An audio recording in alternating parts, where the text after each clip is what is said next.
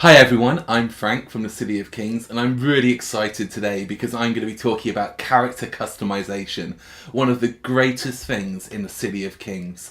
I really wanted to make this a spectacular feature to give you real control over your character and allow you to really do whatever you want. So let's get into it. We start with stats and skills, the two different ways you can customize your character. So first, let's go through stats. You have primary stats in this game, so you have health, attack, and healing. Your health can go from 1 to 25 and represents how much damage you can take. You remember your maximum health, which is what you've increased the stat to, but you also have a current health token. So if I've increased my health to 10, but I take 2 damage, I move my current health down to 8. This then allows me to be healed back up to 10.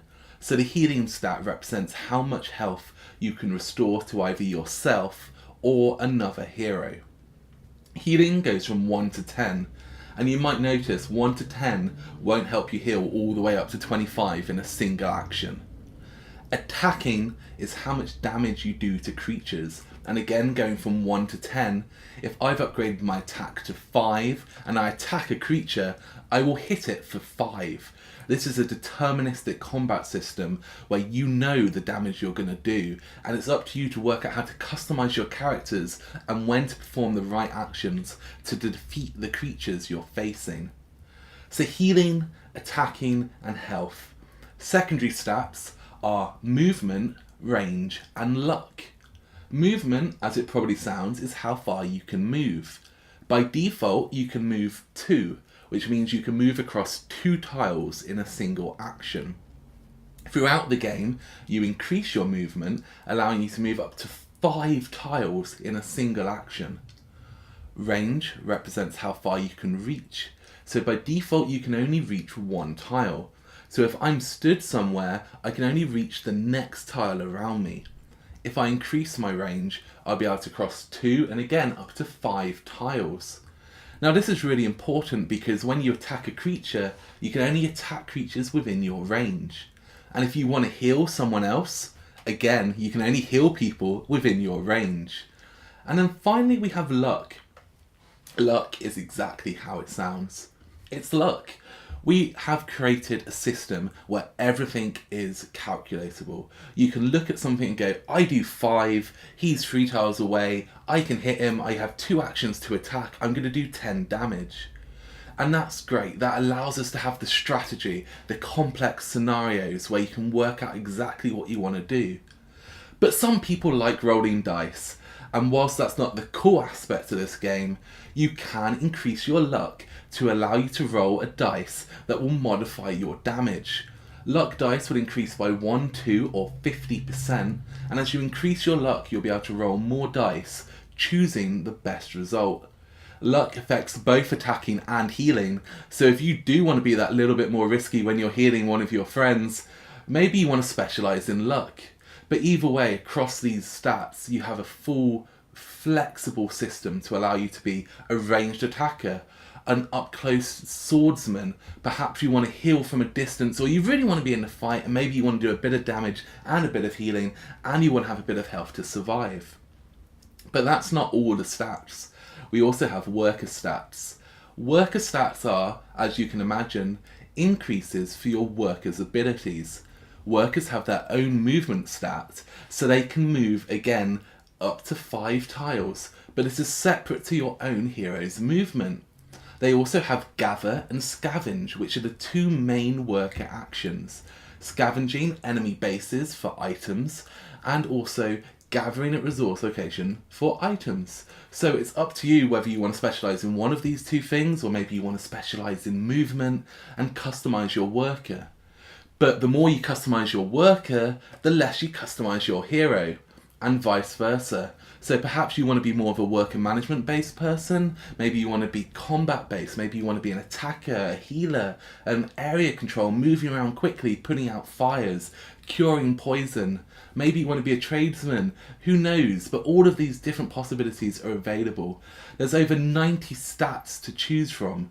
So when you level up through the game, you might get like 20 up to possibly 30 if you do really well. So you're never going to get all of them. And you really have to choose what you want to do and the kind of role you want to take. This is a cooperative game, so you have to work together. So how do you gain these stats? Simple. Every time you level up, you gain 1. You can level 10 times in the game, so that allows you to spend up to 10 points. Additionally, some structures that you build, such as the farm, will give you small bonuses of stats, and then you also have equipment. So as you play through the game, you will gain different equipment. You can put it on your character and increase specific stats. Perhaps you want a sword to give you more attack, a shield for more health. Maybe you want to be getting a bow for long range, or perhaps just a bucket so your workers can be that little bit better at gathering. Who knows? Finally, you get stats from the skill tree. So let's talk about skills, the second part of this. So up to now we've talked about increasing your kind of core stats, your ability to do damage, healing, but we haven't really changed actions. And skills are all about actions, allowing you to choose up to 3 unique actions for your character each time you play. Each character has 12 different skills. So there's 72 in the game, and in one playthrough, each character can only choose 3.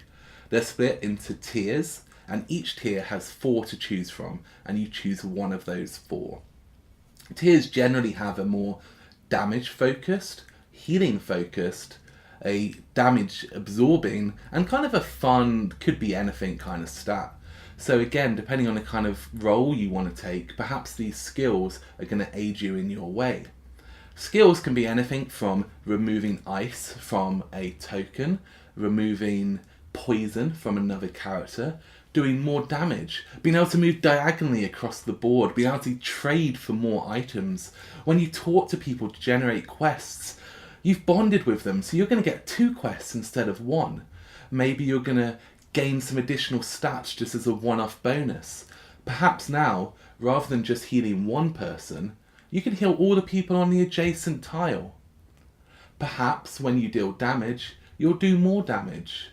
We have one ability called Allies, and when you're stood on the same tile as someone else, you'll do more damage. So you then want to start thinking about your position. So the skill tree, as you work your way up, every time you level, you get 1 skill token. You place it on the tree, and you gain the stat on that tree. As you work your way up, you can move to the side to choose the skill you want by placing another token on that skill. Now, as you get to the second tier, you're going to have to draw a skill card from a selection of 4 and place it on your tree. So you can start to choose what stats you can take as you progress up the tree, as well as whether you want to move to the left or to the right to get different skills. This is a highly flexible system, and you could take one from the right, the second one from the left, and the top one from the left. Or perhaps you want to take them all from the left, all from the right. Maybe you want to take an attack skill or a healing skill. You can keep changing, it doesn't matter. And for the expert players, at the bottom in the center of the skill tree, you'll notice you have the ability to reset your skills once, allowing you to go back on the decisions you've made at a later stage. So we really hope you like this. This system has proven to work so well, and it makes every game completely unique, and you'll never have to do the same things twice. We really hope that you give us some feedback and let us know what you like about this, or if there's any further questions. Thanks for watching, and we'll see you next time.